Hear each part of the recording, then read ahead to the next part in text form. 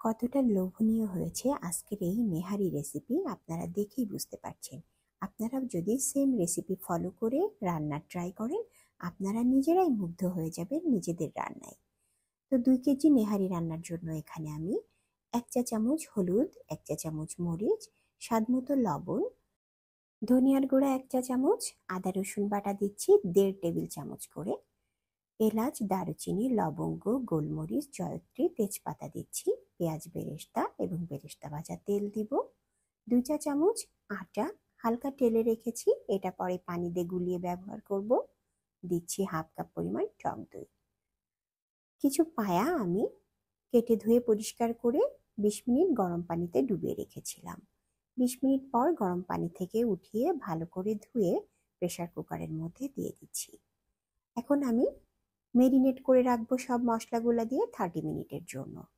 একে একে আমি দিয়ে দিচ্ছি এখানে টক দই, আদা রসুন বাটা, ধনিয়ার গুঁড়া, হলুদের গুঁড়া, লাল মরিচের গুঁড়া এবং স্বাদমতো লবণ।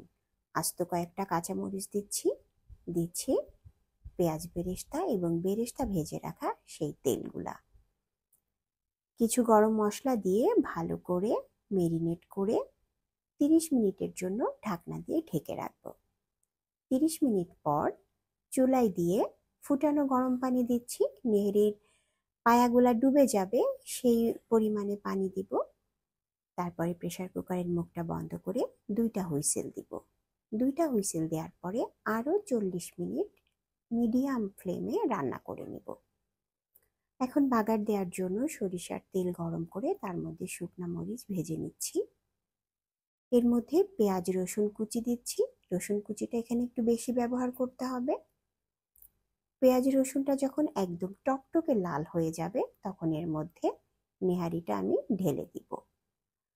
নেহারিটা ঢেলে দেওয়ার পরে আরও 30 মিনিট আমি এখানে রান্না করে নিব। প্রথমে আমি 40 মিনিট রান্না করেছি, পরে আরও 30 মিনিট বাগার দেওয়ার পরে রান্না করব। এখন দিব 1 চা চামচ পরিমাণ গরম